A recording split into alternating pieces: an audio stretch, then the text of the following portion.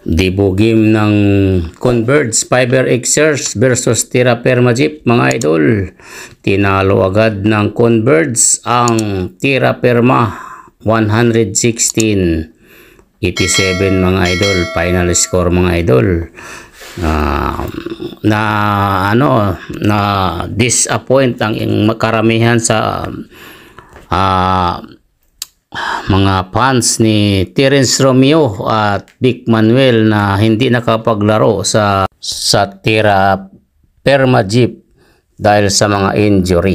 Si Vic Manuel at Terence Romeo ng San Miguel Bear sa Tira Perma-Jeep mga idol. Ang kapalit ay ang mga Rocky pa, yung mga sadrap mga idol. Dito ay tinambakan nga ng Converge Fiber Xer.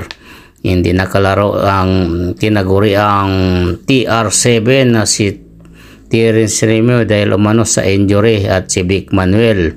Pati si Stan Hardinger ay unconfirmed pa mga idol kung anong nangyari at hindi naglaro sa Tira Perma-Jeep.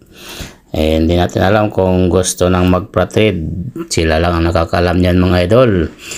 Nagpasikitang gilas agad ang bagong import ng Converge na si Chick Diallo. Ang NBA veterans umiscore ng 25.6 rebounds at inalalayan ni Justin Arana na may 16 points, Santos may 12, Nieto may 11, Jordan Hiddings may 8 points, 4 assists mga idol. Yun nga mga idol ang nangyari ng pagkatalo ng Tira Perma sa opening salvo ng PBE Commissioner's Cup Season 49 mga idol.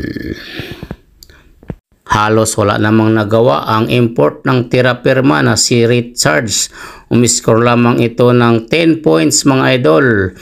Samantala ang Rocky na si katapusan ay may 13 points. Luis Sanggalang 11 points. Si Stanley Pringle may 11 points. At si Nonoy ang mabilis na point guard may 11 points din mga idol. Si Kabagi ay medyo konti lang ang na-score ni Alex Cabagnot mga idol. Sa second game mga idol, nagdebugim ng Eastern Hong Kong ang GIS team sa PBA mga idol, na kung saan nagbabalik ang dating Bay Area Dragon na sina Hayden Blankley, Clin Yang at Kobe Lam, at samahan pa ng nagbabalik import na ang huling pinaglaruan ay San Miguel Bear na si Cameron Clark mga idol. Dito nga mga idol ay tinambakan nila ang Phoenix Fuel Master. Sa umpisa ay nagpakitang gilas pa ang kanilang point guard na si Richie Rivero, pero hindi nagtatagal mga idol ay wala na silang nagawa.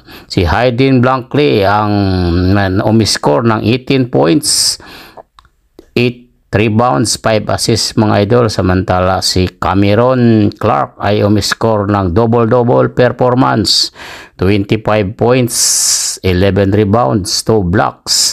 Samantala nangunguna naman sa Phoenix sina Donovan Smith, ang import ng Phoenix mga idol. Umiscore ng 33 points, 11 rebounds, pero nasayang lamang mga idol. Pati ang puntos ni Jason Perkins, 22 points, 5 rebounds ay nasayang dahil sa 102-87 na pagkatalo mga idol. Maraming salamat mga katribo.